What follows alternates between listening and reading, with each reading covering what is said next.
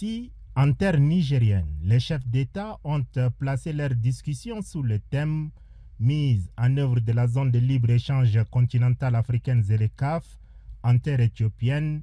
Ils appuient sur l'accélérateur et passent à la vitesse supérieure en misant cette fois-ci sur l'accélération de la mise en œuvre de la zone de libre-échange continentale africaine. Au siège de l'institution continentale, dans la grande salle de conférence Nelson Mandela, la cérémonie d'ouverture qui a vu la présence des délégations venant de 54 pays membres s'est déroulée en plusieurs séquences. En levée de rideaux,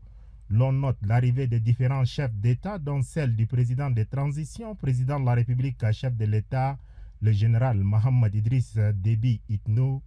tout vêtu de blanc, symbole de la paix. Au second acte figure l'exécution de l'hymne de l'Union africaine. Souhaitant la bienvenue aux invités, Moussa Faki Mahamat, président de la Commission de l'Union africaine,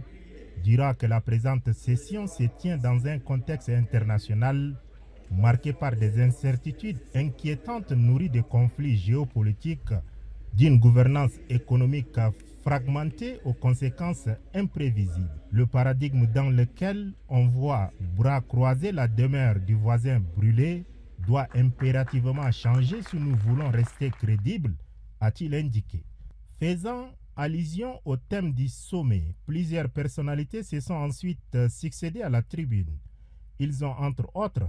promis le soutien de leur pays et ou organisations respectives à l'Union africaine ou dénoncé les injures dont leurs pays subissent. Il s'agit entre autres du secrétaire général de l'Organisation des Nations Unies, Antonio Guterres, du Premier ministre éthiopien Abiy Ahmed Ali, du secrétaire général de la Ligue arabe Ahmed Aboul Gheit et du Premier ministre de l'État de Palestine, Mohamed Saïd. Ouvrant officiellement les travaux, le président sortant de l'Union africaine, par ailleurs président de la République du Sénégal, Macky Sall, a plaidé pour une intégration réussie de l'Afrique en mettant un point d'honneur sur l'accélération de la mise en œuvre de la zone de libre-échange continentale africaine ZLECAf. Le moment le plus émouvant de cette cérémonie est le passage des témoins entre le président sortant Macky Sall du pays de la Teranga et l'entrant Azali Ousmani de l'État des Comores. Ce passage de témoins à la présidence de l'Union africaine est symbolisé par la remise au chef d'État comorien du fanion de l'Union africaine et d'un marteau. Après cette belle image d'alternance entre l'Afrique de l'Ouest et de l'Est, le tout nouveau président en exercice de l'Union africaine, Azali Assoumani, prend la parole. Il a du haut de la tribune de l'Union africaine exprimé toute sa reconnaissance à ses pairs pour la confiance placée en sa modeste personne et a promis diriger l'institution continentale avec le concours de tous pour réaliser les rêves des pères fondateurs. Après la traditionnelle photo des familles, les chefs d'État et de gouvernement se sont retirés pour délibérer à huis clos sur les différents points soumis à leur appréciation. Il s'agit entre autres des rapports sur la réforme institutionnelle de l'Union africaine, sur la paix et la sécurité, la date et le lieu de la 37e session, etc. S'agissant des questions relatives à la paix et à la sécurité ainsi qu'à la zone de libre-échange continentale africaine, le général Mohamed Idriss Déby Itno a prononcé un discours pendant la séance à huis clos.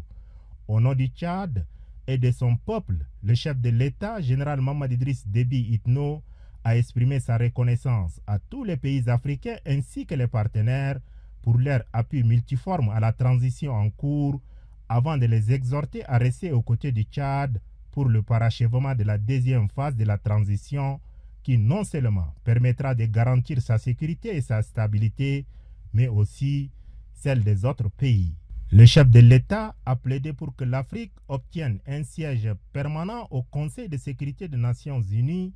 afin de porter la voix de l'Afrique et contribuer dans la recherche des solutions aux problèmes de paix et de sécurité en Afrique et dans le monde. L'Union des Comores